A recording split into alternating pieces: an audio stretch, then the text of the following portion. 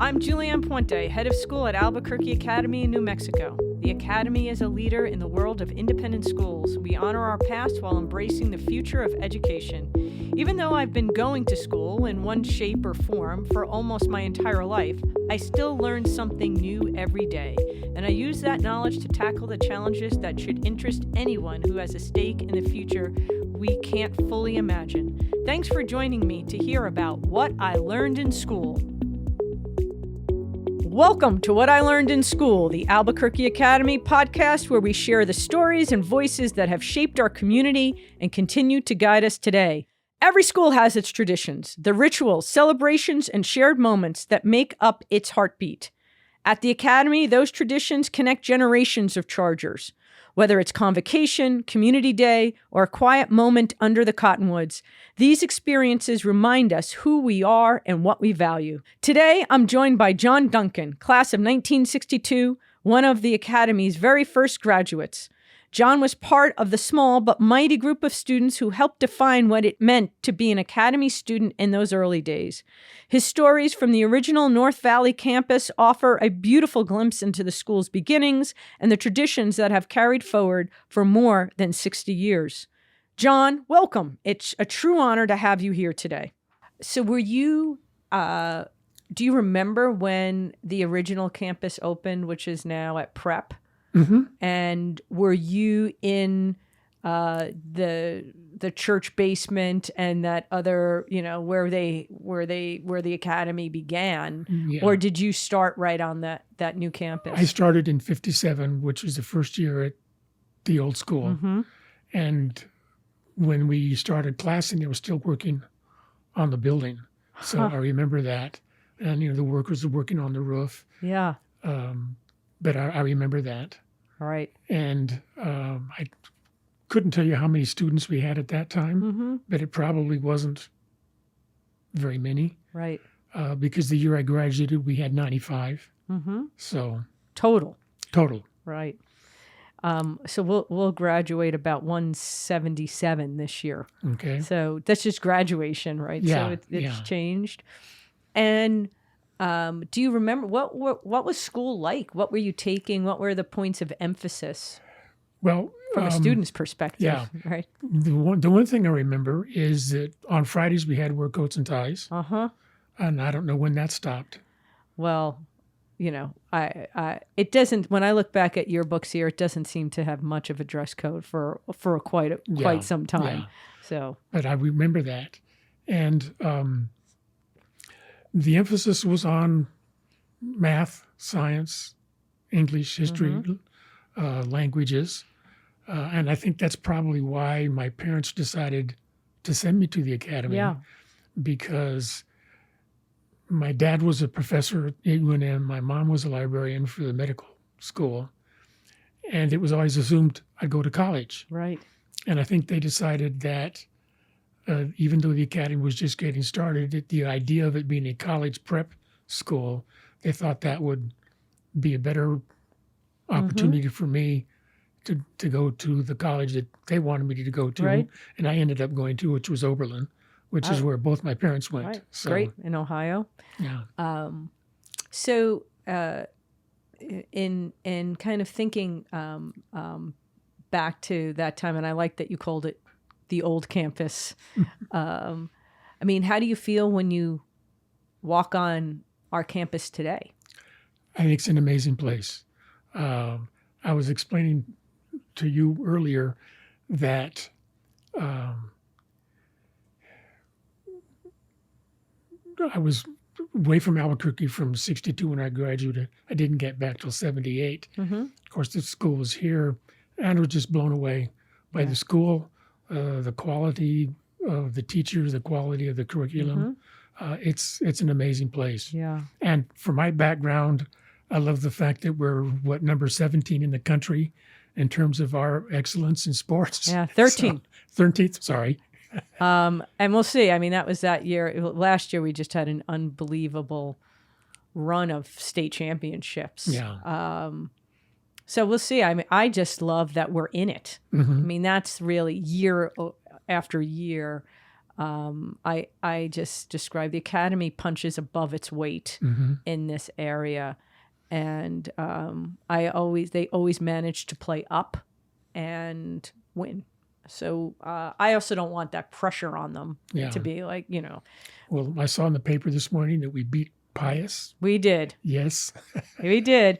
That was yesterday. And so our boys soccer beat Pius, I think, on Friday. Our girls soccer beat Pius yesterday. Football beat Pius, having been down, by 21, came back. So that rivalry continues. I like the side that we're on of these games, though. Yeah. So one thing back to sports. Do you remember how we got our school colors? When we started playing, Manal School was very helpful to us. And they gave us their old uniforms in red and black. That's how we ended up with red and black. And Dave Tomlinson, who was the athletic director for Manal School, was very helpful to the academy in terms of not only giving us some old uniforms, but he was very helpful to me personally because we played our first scrimmage in basketball. Right. We played Manal, and at that time, Manal was perennially one of the better schools in Albuquerque. And at halftime, he came up to me. I played center. Right. Shows how much things have changed. I was 6 feet, and I was a center. Right. Now I'd be a small guard. Right. But he said, "John, you're a really good player, but you're too scared. When you're in the paint, don't worry about using your elbows and your knees and shoving people out of the way. They're not going to call a foul on you. Right. Get physical, right?" So I did that, and I think if he hadn't encouraged me in that way, I wouldn't have been nearly as good a player. As it turned out, I was second in the city in scoring and was on the all-city basketball team. And that's because he said, "Look, if you want to play the game with the big guys, this is what you got to do." Right. So you were in the third graduating class. What were the traditions like for graduation? Do you recall? Well, in a sense, no, because we didn't really have traditions because we were just getting started and we didn't know. Right. I was explaining earlier that when my senior year, we decided that the seniors collectively would leave school and be gone for a week. And it turned out that one of the teachers had a cabin up in the Sandias, so we all went up and spent a week in the cabin in the Sandias. And my understanding is that for several years afterward, it became a tradition of senior week when seniors would take off. Do you know what it is now? Have no idea. Yeah, it's I have really come to appreciate it because it provides a space also for parents in this, but it's basically a week of massive events that take place both on campus, off campus, mostly on. And yes, they have the week off during the day, and that's it. But I like that. That's how it started as a week in a cabin in the Sandias. It probably costs very differently than it does today. How would you define, what it meant or what it means to you to be an academy student? Well, I'm sure it's changed a lot over the years, because I think now nobody would even question the fact that this is probably the best school in New Mexico. But when I was there, people joke about this, but there's a certain level of truth that nobody's really sure if we were a prep school or a rich school for juvenile delinquents. Right. I've heard a lot from your peer group saying that. They say it's not that way now, but right. And we had a very eclectic bunch of students. But we were just getting started. Right. And I think everybody was feeling their way. The headmaster, William Wilburn, the one who started the school, he had a certain idea of what he wanted to do. Right. And when he had to leave, Paul Saunders took over. Right. And I really admired Paul Saunders. I liked him a lot. And I thought he is tremendously important for the school. Do you remember who were some important teachers to you? Paul Saunders was an important teacher for me. The history teacher, Robert Cooper, the one with the cabin that we escaped to. Paul Schroeder was the English teacher. Mrs. Riggs was the Latin teacher. Curiously, Robert Creeley taught at our school for a while. I don't know if you know who he is. Robert Creeley was a beat poet, and with Allen Ginsberg and that crowd. And he was supposed to teach second-year Latin. And at that time, the second-year Latin text was Caesar's Gallic Wars. Well, he didn't like Caesar's Gallic Wars, so he said, well, let's concentrate on Latin poetry. So we started to study the Latin poets, and he quickly realized that we didn't know anything about poetry. So second-year Latin devolved into a course on poetry, and we ended up second-year Latin listening to Allen Ginsberg read Howell. Wow, that's a good story. But he was a good teacher. And then Ed Charles was the science teacher, and a guy named Morrison was the biology teacher. He was very strange, very unusual. He came to one of our proms one time. We'd actually had a prom. And who did you couple with? Like another school or? Everybody brought their own date. I got it. Okay. Sometimes when a boys' school, they'll do it with a girls' school. Yeah. I got it. And he was supposed to come, and then he showed up late, and we were all wondering, okay, what kind of date is he going to bring? Right. Well, we found out later the reason he was late is he was driving down the road and saw a roadkill that says, "Oh, I can use that for biology lab." So. Well, you'll be pleased to know that the Academy faculty is as quirky and interesting as ever. I'm sure. That wouldn't be a story that would surprise me in a way here. Right. Morrison was actually, in some ways, very good because he was very particular about doing things in biology, and everything had to be done a certain way, and you had to create your notebook. And he made sure that we all bought a can of rubber cement, and we did all this. Right. So he was very meticulous about his topic. Right. He was just a little unusual. What do you have some other memories of maybe some pranks or shenanigans that may have happened here? I've got lots of those. So why don't you pick one that you wouldn't be you'd be okay sharing? Oh yeah. I mentioned Robert Schroeder, who was the English teacher. We had there were 6 of us in the English Lit class.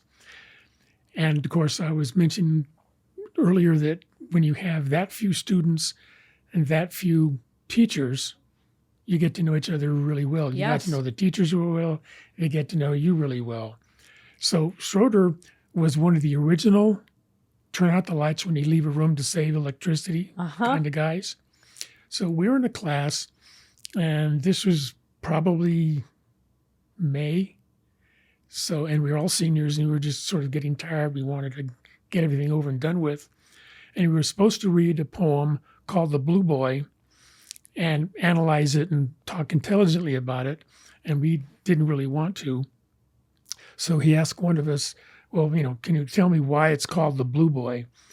And he started saying something, well, because he didn't like pink. And so we were just getting really goofy. And he realized what we were doing. So he gets up and says, okay, when you want to be serious, I'll come back. And so he gets ready to leave the room, and he didn't turn out the light.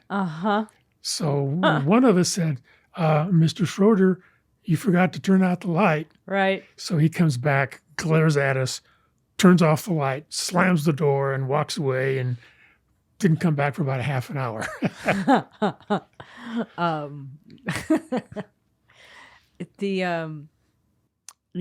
It's been also, we were talking, so I had interviewed Don Smith and Andy Watson, and they were talking about, some pranks that they had to handle as being heads of school here. And then I spoke to an alum who actually pulled off the prank. So that part's always been, pretty cool to have these conversations from both sides on this. You ask about any other things that I remember. Yeah. One of the things was when I was a junior, we got involved in something called Project Talent. I don't know if you've ever heard of it. I have not. It may have a different name now, but... Well, this was a project, so this would have been 1960. Okay. And it took us 3 days, and we answered all kinds of tests during 3 days. But part of the whole project was we each had to fill out a questionnaire that had what we thought at the time were pretty silly questions, like how many rooms does your house have? Does it have running water? Is it hot and cold? Do you have an indoor toilet? And things like that. Right. But then they would also have, traditional English, history, science, math, so on, tests.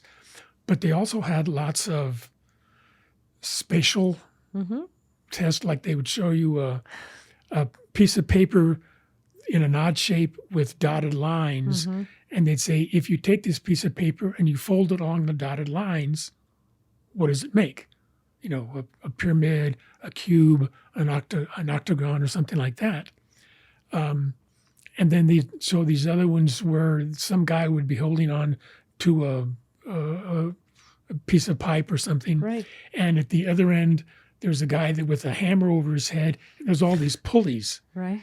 And so you say, okay, if you're on this end, if you pull down on the lever, right, does the hammer go up or does it go down? So you have to figure out how. And of course, that was, engineers do that like right away. And me, I'm liberal arts, and they're like, what? So they had all these different kinds of questions. And then when everything was done, you were given a score in all these, in like 18 different areas. Right. And then they, based on what your score was, they were trying to see if they could predict. This is what the whole idea behind Project Talent. What your talent was. Was it engineering? Was it medicine? Was it, language? Was it this or was it that? But what made it particularly interesting was for 15 years, I got a follow-up questionnaire. I got one when I was in college, and then I got another one when I was in graduate school. And then my last one was when I was in Spain. And it was very detailed, what are you doing? What are you studying? What was your major? And so on. And then I didn't hear anything at all about this until I read a book called The Bell Curve. Yeah, of course. And he talks about Project Talent in that. And I thought, okay, so what happened is they ran out of money. And so I think at the University of Chicago, there's all this data sitting in boxes somewhere. And Academy data is in there? Well, we were one of the schools. several hundred, a couple of thousand schools all over the country. And what they were trying to do is figure the relationship between income, educational level of your parents, all of that, to see how it affects your chances. Of course, that's what the bell curve is all about. Right. That those who go to good schools, marry people who go to good schools, their kids go to good schools, and so on. Yep. So I'd love to hear about your life from 62 to 78. Like, what did you do after academy? You said you went to Oberlin. And then what was that time like there? And what did you do? I went to Oberlin. And then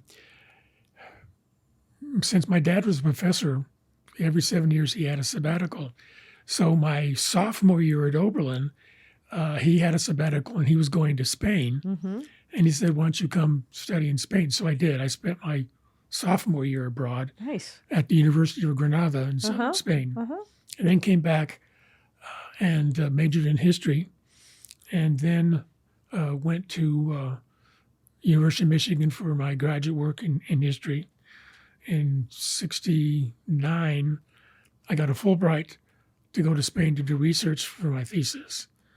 And then got married, had to work 2 different jobs. Because the Fulbright was only good for a year.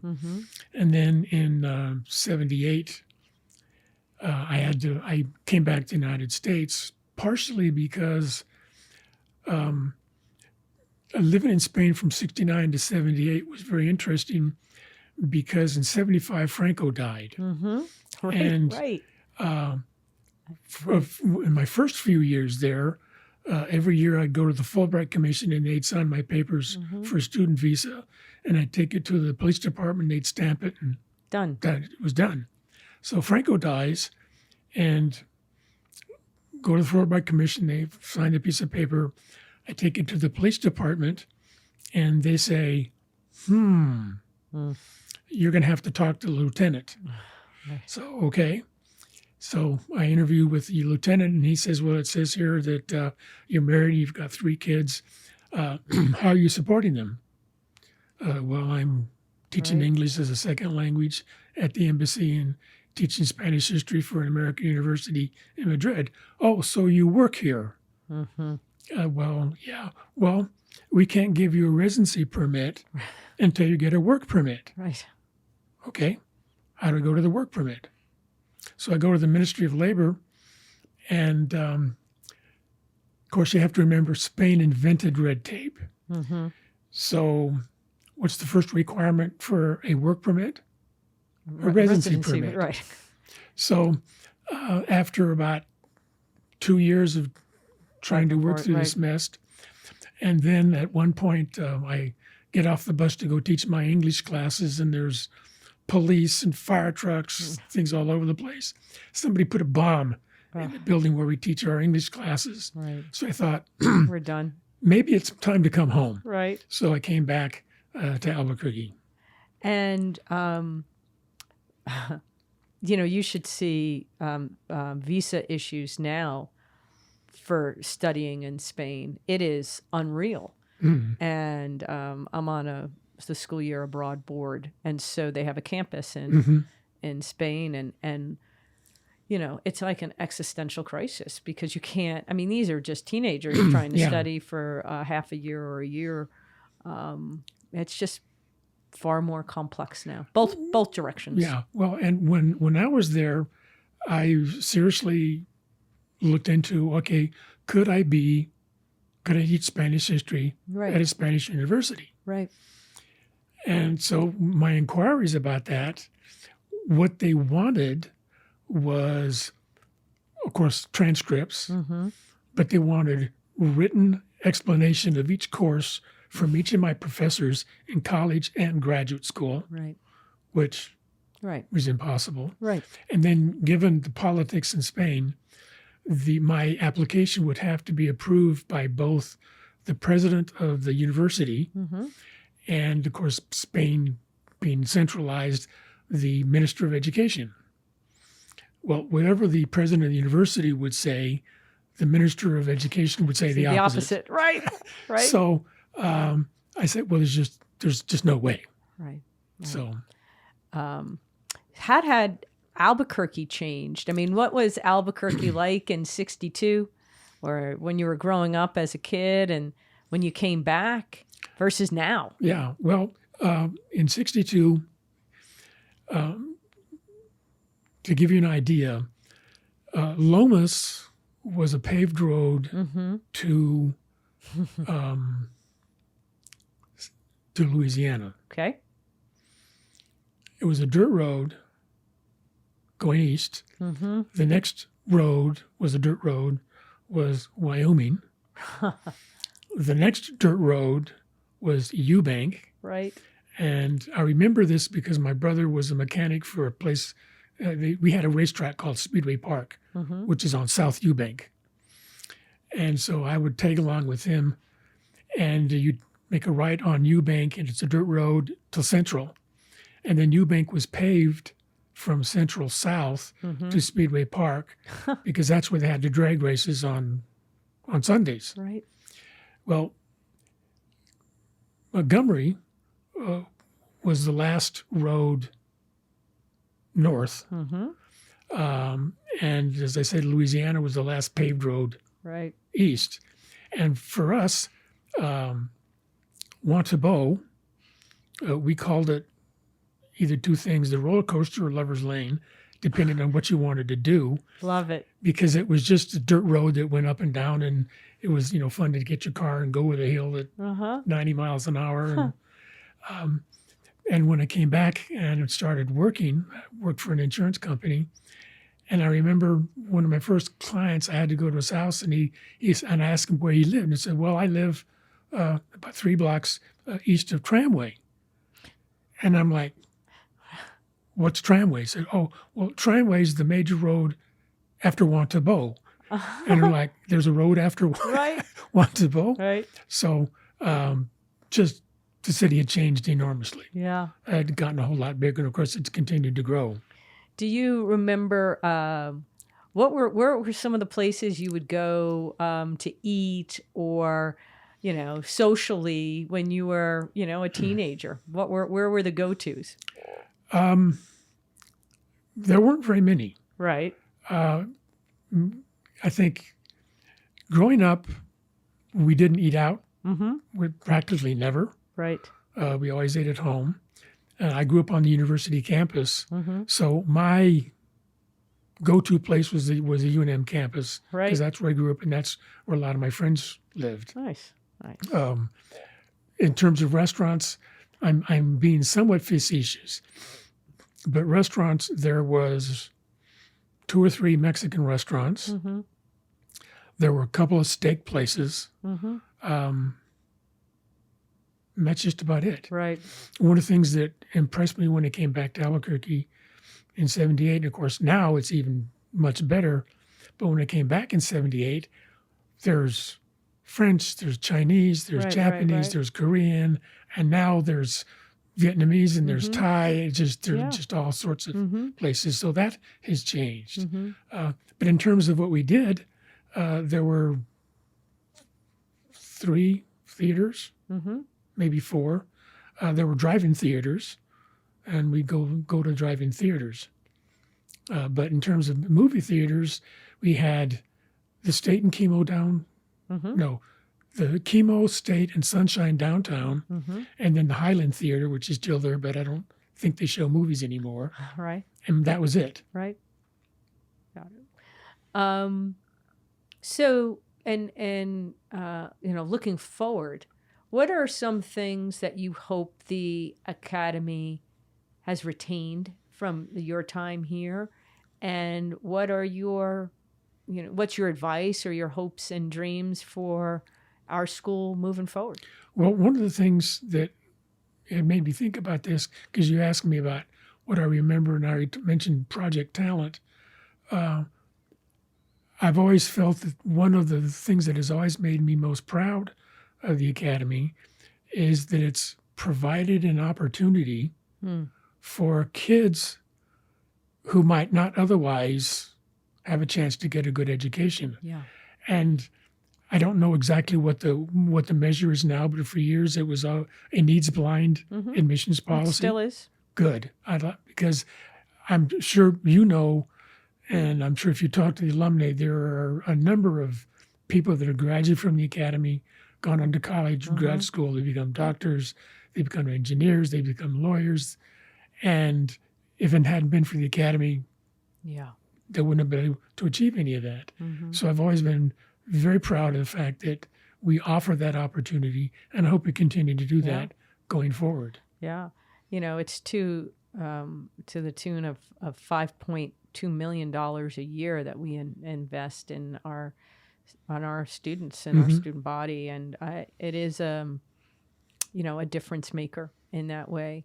Of course, there are always more kids and families who there's more need than there are dollars. And that's when I always hope, alums step in and help us continue to bridge that gap and provide opportunities for as many kids as possible. And that's been another, at least for me, I'm like, when we can say, yes, let's do it. And the more kids that have an academy experience, I think the better. Yeah. Well, when we were at your house, and you mentioned that the one area that we don't do a very good You're right. job is alumni giving. Philanthropy, yep. And I think that probably, I would think it's improving. It is. Because I think you need a certain critical mass of just numbers of alumni. John, you also need to talk about it, and alums need to be asked. Yeah. And I just can say for certain they have now been asked. Yeah. And they're answering the call. And I think that momentum will continue to grow. And I think there are many ways of engaging with the school. Yes, dollars are one of them, but it's been so nice. We've had great return rates, if you will, of people going to events and coming back and reconnecting, even on the events across the country. So I think we've hit that important tipping point. Yeah, good. Yeah. Well, and when I came back in '78, there still weren't a lot of people. Right. I don't know what the alumni base was at that time, but it was 3,000-4,000 maybe. I don't know what it is now. Right. I mean, it's 8,000 total in terms of but there, even if you just do on average 100 graduates times, there may be between 700 and 1,000 who have, right? 70 times 100. Yeah. So yeah, that's how many people have graduated from there. And then what I also like about the academy, which I haven't found at other schools, they continue to consider kids part of the classes who left in 10th grade or 9th grade or 11th grade. You don't have to have graduated from here to continue to be part of the class. I think that's a very, it's novel and it's kind and much more inclusive than I've seen in other spaces. Well, I was very pleased with Andy Watson because he clearly he appreciated everything that went on before him. Right. And he was very inclusive about it. If you went to the academy, you're part of the academy. Right. So I was very pleased. Yeah. I hope you still feel that way now. And that's why I, have the events at my home and do all of those kinds of things. And, enjoy the opportunity to connect and learn and talk to people who are here before me. Yeah. I'm very grateful that you took some time to chat with us. Oh, my pleasure. Thank you. Thank you.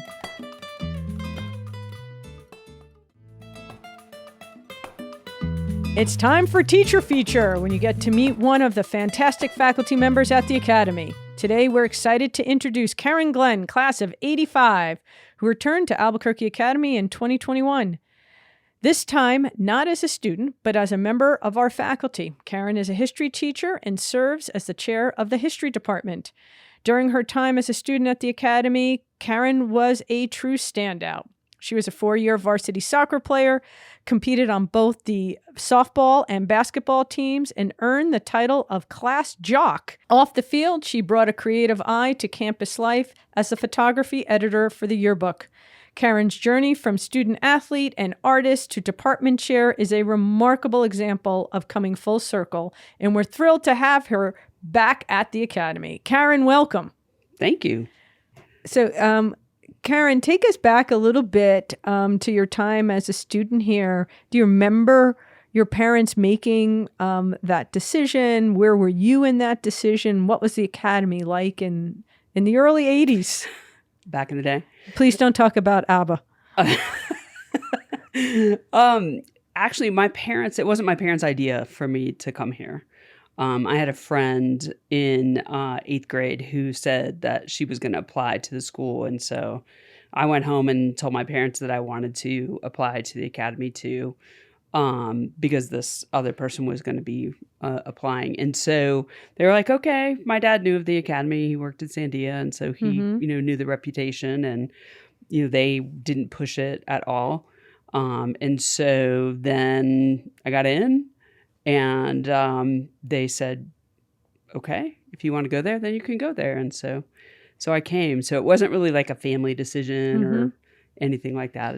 It was mine. So tell us a little bit about your time at the academy. And, girls were a relatively new phenomenon at that time, what it was like in the classrooms, on the campus, interactions with faculty. Just your general memories then. Well, I wouldn't say that I was an academic standout. I came from public school. I wasn't really sure, what I was getting into.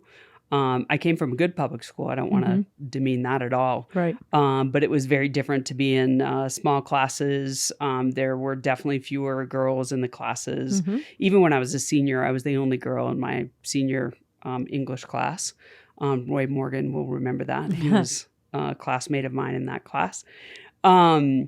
I remember really finding my comfort level, my comfort zone at the school was on whatever field or court that I was playing in, or in the dark room doing photography, which I really enjoyed. And that was loading the film canisters, getting the paper, putting the chemicals, like doing the whole thing. Right. And I really enjoyed that. And what are some classes that you remember? 'Cause I know we've talked about this, but, what were you taking? And did you find parts of it like frustrating or appealing or inspiring or I'd say even debilitating? Well, math is not my subject, which is why I'm in the realm of history. I remember all of my math classes because I struggled mightily in those. But I remember at the time my JV basketball coach, Such, was I think it was Algebra 1 teacher. And he was kind of a gruff man, but he was very, very helpful. He tried really hard to get me to understand. And Vince Cordova was my geometry teacher. And I remember him calling my dad. He's been on our show. Yeah. I remember him calling my dad one time, trying to figure out where my disconnect was. But again, they were all very, very kind. And I remember reading a separate piece in, I don't remember what year in English, but I loved that. I remember wishing the old man would catch the fish faster in Old Man in the Sea. Yeah. And I took German, and my, it wasn't a huge German class, so I was with those kids every year, and I certainly enjoyed that. And I'm trying to think what else. I took creative writing. I was told that my characters were kind of flat. Which I remember writing about boarding school, and I think that I wish that I had known somebody or anyone who had gone to boarding school, and that I think I would have enjoyed that. So what about athletics? I mean, you coach at the academy now. You've seen the school grow from when you left it, and the enormous success we have on the boys' side and the girls' side. What was it like for you?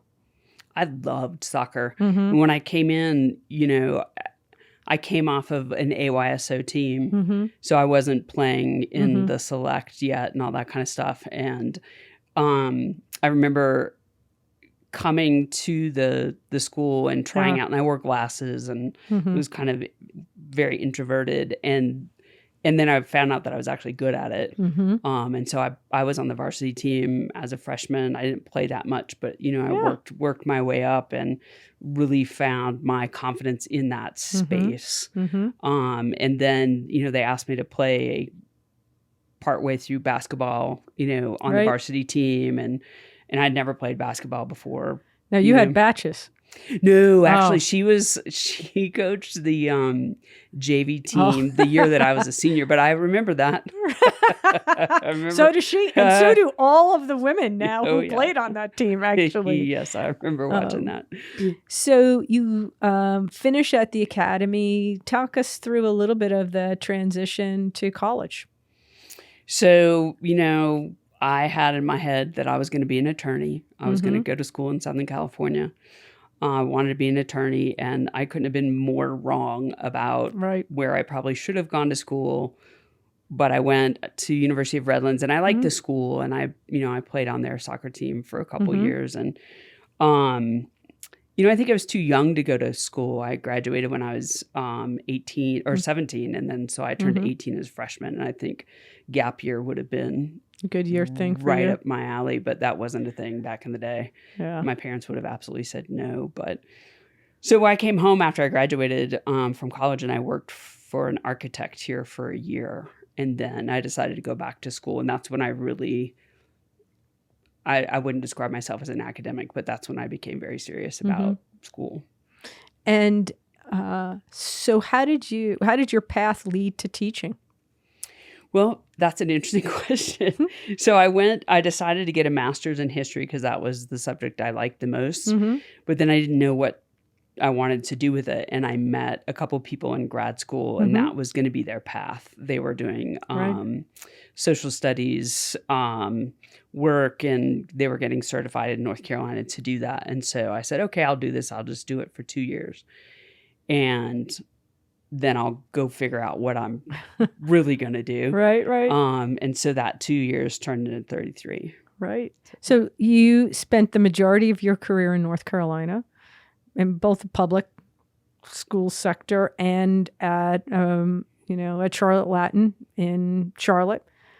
And what brought you back to the academy? I mean, you were there a long time. I was there a very long time. I was in North Carolina for 30 plus years. So really I came back. I will say I had looked a couple of times before I actually applied at what was open, just kind of fiddling around. But my daughter went to school at where I taught. So it was not, I wouldn't have wanted her to have to move schools. But I think she would have liked the academy. I think she would have loved the academy, actually.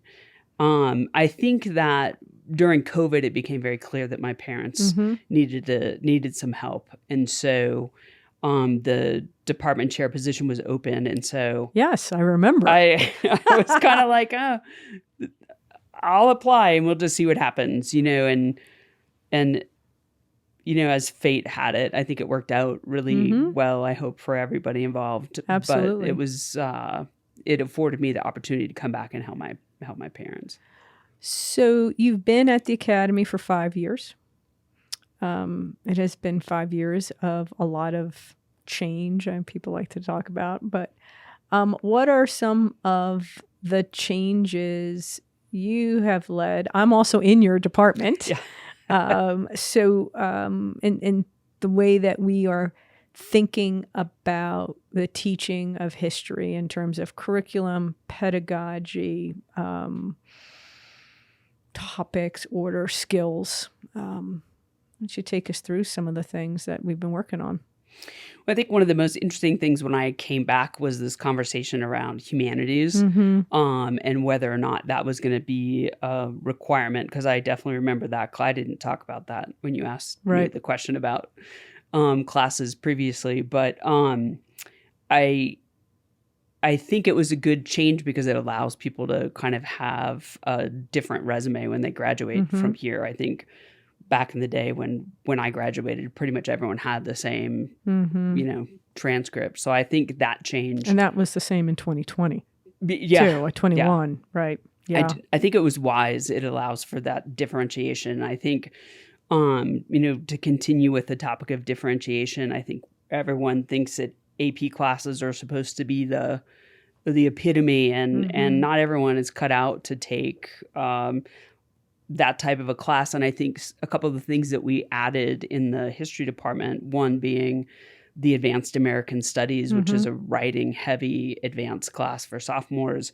I think that was a nice opportunity for kids who maybe didn't want to do the standardized test situation to have that choice. I think that adding the advanced electives with the capstones, I think that also gives students the opportunity to differentiate themselves and also kind of pick a topic and go more into depth with that, which, you know, oftentimes in the survey classes, we just can't do that. I think that moving U.S. history to 10th grade has also been an interesting development. I think that, you know, there were questions around whether or not 10th graders could handle APUSH, and I think they've done quite well. And it kind of streamlined the requirement process since you have to have 9th, 10th, and then they can choose 11th and 12th. So I'm pleased with how those have and they choose. I mean, they opt in, which is really the best space to be in. And that, you know, it's funny when you talk about the humanities. For me as an outsider, that was a pretty straightforward kind of decision, but I knew that it wasn't for the academy. But that change was led by 3 administrators who were alums, like you, class of 85, Liz Payne, the class of 2005. She was the English chair at that point. Christine Lenhart was the 10-12 division head. She was class of 94. And Stephanie Lipkowitz, who wasn't an alum, but was so well known. And simply by allowing, not eliminating, but not requiring kids to take English and humanities. So right now we have 7 sections of humanities, 4 different senior English electives. And overall, we have about 20 kids who still choose to do both, which is great. We've made humanities very heavy in writing. So and we classified it as an English class now, has allowed kids to take all different kinds of things in the sciences and in history, in world language, the arts.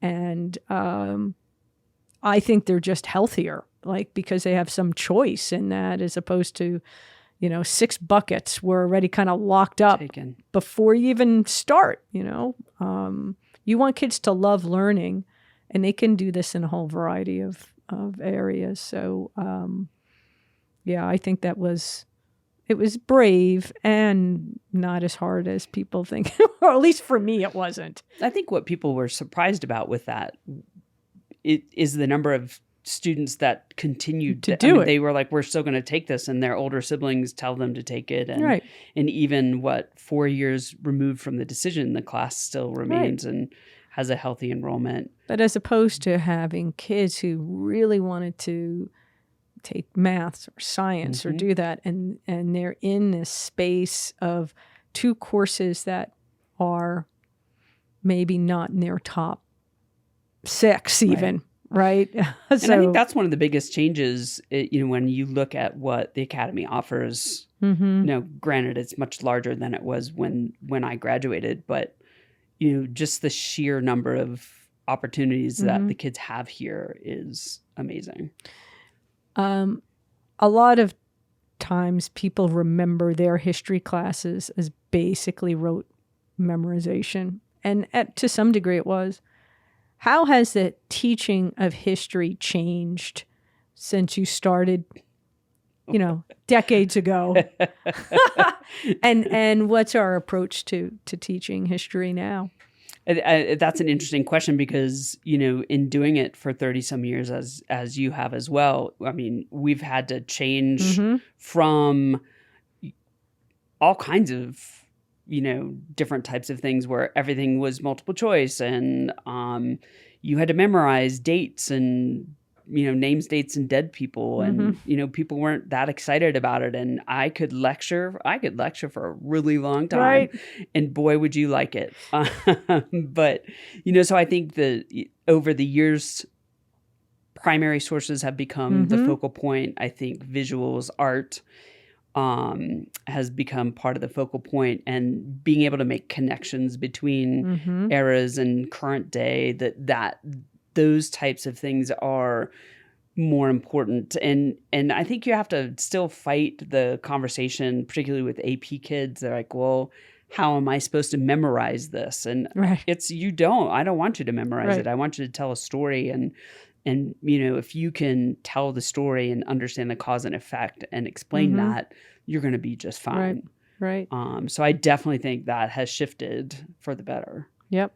I mean, I love the American studies approach, which you can make it in any studies, but looking at art, religion, newspapers. When do newspapers become primary sources versus secondary sources? Music, geography, maps, and really assessing the quality of a source and how does that source, what isn't included in something, and how do you ask those kinds of questions, and far less teacher centered certainly than what I remember in school, and there are such things as facts. It's not like that they've gone away. Sure. But it's not simply the spitting them back, but an analysis and a synthesis of them, and being able to articulate those ideas in a variety of forms. And I feel like it doesn't matter the age of the student. All of those things that you just mentioned are accessible to any kid. Right. And you may actually be able to tap into their own personal interests by using music or art or, even science of that day. What do you think's next for the Academy? I mean, you're an alum, you are a veteran master teacher. What do you think we need to be looking towards, even after we're done? What's the next phase for the school, do you think?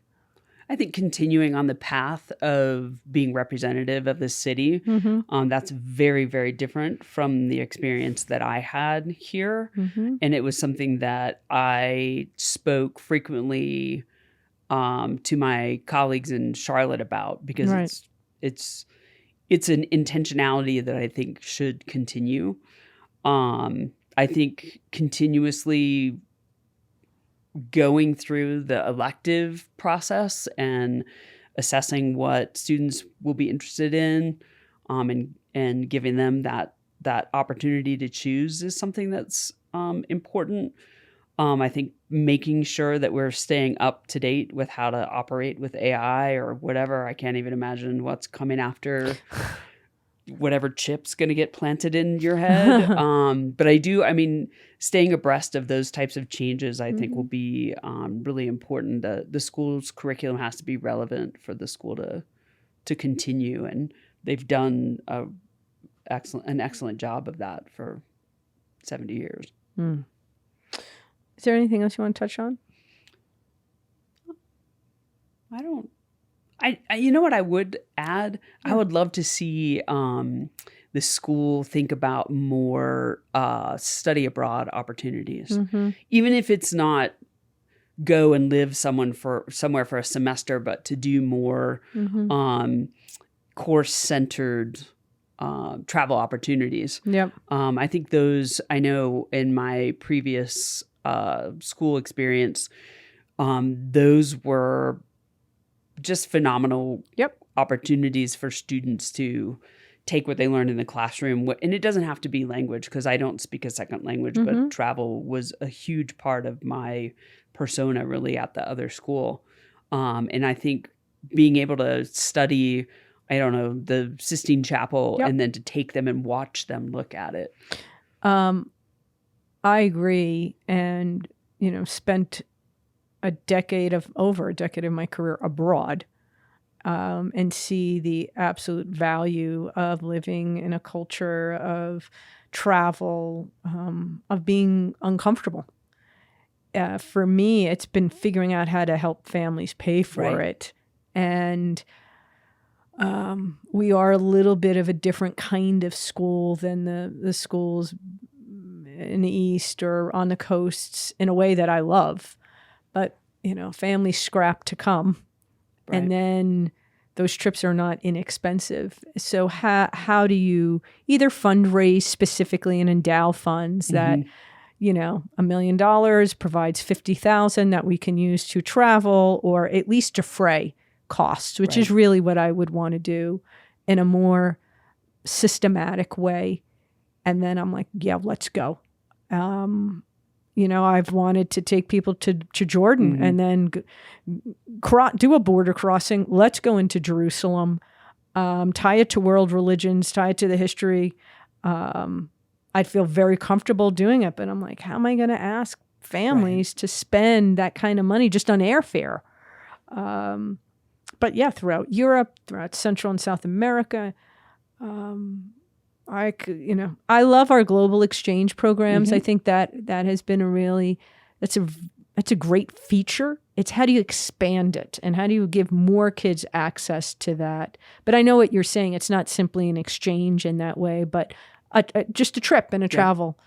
I wish that we did more. And that's certainly in the realm of possibilities. I mean, listen, if somebody wanted to help fund that, I'm like, I will make that happen like immediately. That is not, I have no fear of travel. I'm much less risk averse than I think most heads of school are in that way. And I find that people are fundamentally good, kind, and want you to visit. Right. What's and will help you. Yeah. What's amazing is that there have been exchanges we've wanted to have with schools in South America and Central America. They look at Albuquerque and say, we're not going. So it's been a little bit of the reverse. I think people were shocked here. Like, what do you mean? Everything's fine here. And but they look at the crime rates or they look at that and I'm like, we're really fine at the academy, believe me. Absolutely. But yeah, I think you're dead on. Yeah, and nothing's as fun other than letting 14 and 15-year-olds, 16-year-olds try and figure out the metro system in London. In another language. Yeah, or just in London. Or just in London, right. Yeah. Or going to the markets. I had a colleague that taught me how to travel really with students, and she always took us to whatever the open air market was. Love and it. so I do that now with my daughter or people that I travel with. We're now on to the part of our show called Lightning Round. Are you ready? I see you're a frequent listener of What I Learned in School, aren't you? Indeed. Okay, you ready? Red or green? Red. Early bird or night owl? Early bird. Does history really repeat itself? Yes, I think it does. What historical figure would you like to have dinner with? Joan of Arc. Why is that? I just don't understand. I don't understand how she was able to, get the backing of the Dauphin to lead the troops. And I would love to just kind of have that conversation. Mine would be Lincoln. Oh, yeah? Oh, yeah. I have had this fascination with him. I've read virtually every book there is on him. And I'd love just to have a conversation. That, and I'd love to have dinner with my 4 grandparents in their prime. Oh, wow. All at the same time or separately? No. All at the same time, but in their prime. And I guess that this question isn't about me, but I've offered my answer. No, I think that's great. Yeah. What's your favorite spot on campus? My favorite spot on campus. Oh gosh, this is not lightning round, is it? Don't worry, he'll cut this. That's a hard question. I actually love the gym. I really do. I don't have any cause really to go over there very often, but you know how certain places still smell the same? Oh yeah. Like that gym still smells exactly the same as it did in 1983. I love it. Yeah. And when I walk through there, I have very distinct memories of being a kid, people and what used to be around, and including Taryn, including including Taryn. All right. I want to thank John Duncan for helping me explore some of our wonderful Charger traditions, as well as our special guest and my friend, Karen Glenn. I'm very fortunate to be part of a team that cares so deeply about education. Go Chargers!